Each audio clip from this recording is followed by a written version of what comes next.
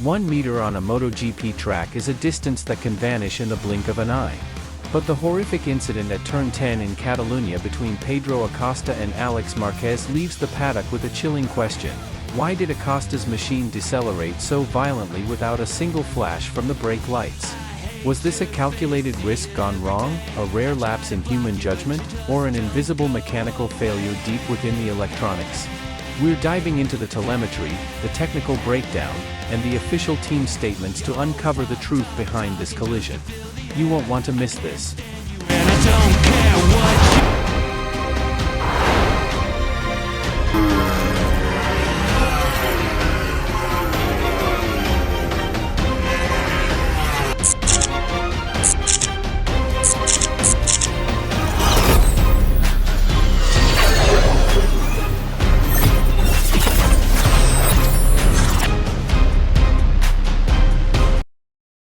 Based on the actual situation on the ground, the disaster stemmed from a domestic mechanical failure on Pedro Acosta's KTM motorcycle.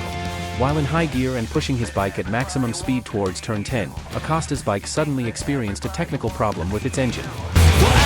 3 crucial points were noted in the technical analysis of this incident. First, instant power loss. Acosta's RC16 motorcycle experienced a sudden power loss, triggering an extremely extreme engine braking effect. Second, aggressive deceleration. Without Acosta needing to pull the brake lever at all, the motorcycle's speed dropped drastically in a matter of milliseconds. This massive engine braking effect immediately obliterated the 1 meter safety distance that had been carefully maintained during the slipstream. Third, emergency signal failure. Although telemetry and visuals showed Acosta attempting to raise his hand to signal danger, the momentum of the motorcycle's speed drop was far faster than the rider's hand reaction time, nor the eyes of the rider behind him. So, how did the riders directly involved in this tense moment respond? From the Red Bull KTM team, Pedro Acosta confirmed the chaotic situation on his bike. He emphasized that he had absolutely no time to steer the bike out of the racetrack. His primary focus in that critical split second was to maintain his balance on the handlebars with all his might to avoid being thrown off and crashing into the crowded straight, which was teeming with other riders. On the other hand, Alex Marquez of Gresini Racing was in a very unfortunate position. Alex, who had just celebrated a resounding victory in the sprint race the day before, explained that his view was completely obscured by the rear of Acosta's bike as he slipped into the slipstream. He saw no signs of the bike in front of him slowing down until the unavoidable impact sent him flying violently onto the asphalt. Because the incident was solely caused by a mechanical failure on the KTM motorcycle and not due to any recklessness or aggressive maneuvering on the part of the rider, Race Direction officially closed the case without imposing any sanctions on Pedro Acosta. This is a stark reminder of the fine line between safety and danger in the highest tier of world motorcycle racing. What are your thoughts on this incident? Should motorcycle safety regulations be tightened when engine failure occurs? Leave your thoughts in the comments section, and don't forget to like, share, and subscribe for more MotoGP analysis. See you in the next video.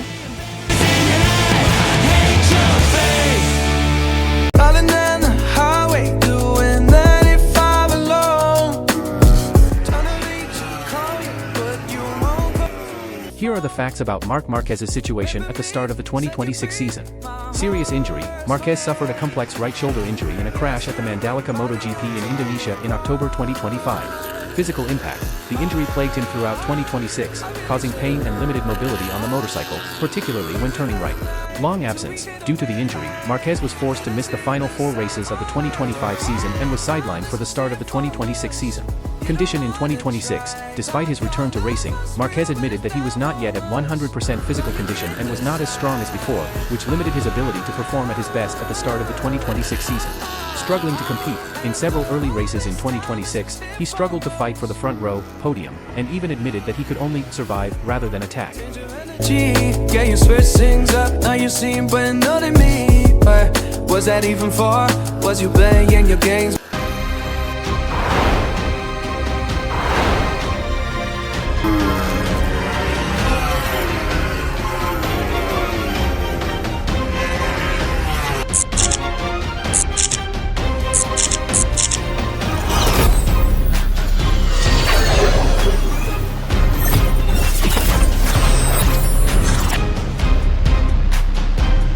The impact of the 2025 Mandalika injury on the 2026 season.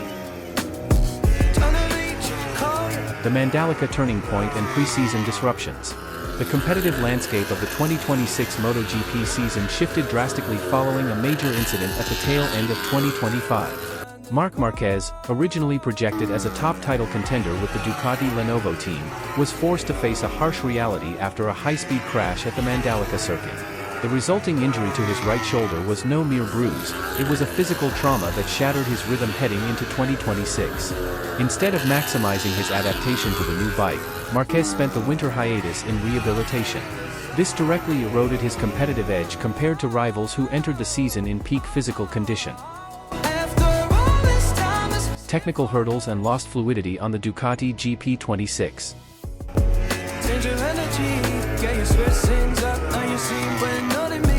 By the Austin Grand Prix in April 2026, Marquez gave a candid interview to MotoGP.com regarding his technical struggles.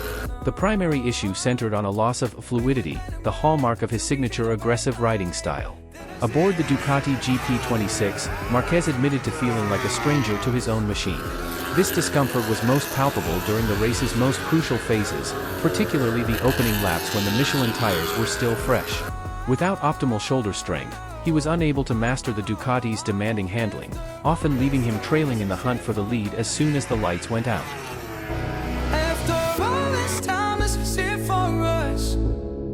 Retirement rumors, passion versus physical limits. One of the most shocking moments for the racing community occurred when Marquez began discussing the end of his career openly. In an exclusive interview with the Spanish television station La Sexta in January 2026, he made the somber comment that his body might stop him sooner than his heart would like. This sentiment was more than just a fleeting emotion. He doubled down on the statement during an appearance on the 10 Plan YouTube podcast ahead of the Jerez round in mid-April. These remarks sent a strong signal that his physical pain was beginning to outweigh his mental ambition to compete at the highest level. Medical reality from the Ducati management perspective. The severity of the injury was also confirmed by team insiders. Ducati team manager Davide Tardozzi expressed deep concern after observing Marquez's performance during private tests on the Panigale V4 earlier in the year. Based on data analysis and physical observation, Tardozzi confirmed significant damage to the ligament and bone structure of Marquez's shoulder. This explains why the 8-time world champion struggled to maintain an ideal body position through corners, a medical complication far more severe than the public had initially anticipated. A bleak start and front-end struggles. Marquez's failure to secure a podium finish in the opening rounds, such as Bueram, Brazil, and Austin, served as concrete evidence of his decline. In interviews with various national media outlets like CNN Indonesia and Compass.id in April 2026, Marquez dissected his technical woes. He admitted to losing feeling in the front end of the bike. The lingering effects of his shoulder surgery significantly reduced his motor sensory feedback and the strength required to load the front tire. Without confidence in the front end, Marquez was forced to ride conservatively, a complete anomaly for a rider defined by his willingness to take massive risks in every turn.